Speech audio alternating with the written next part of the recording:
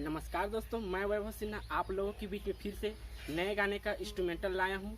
मीठ मीठ लागे माया की बानी।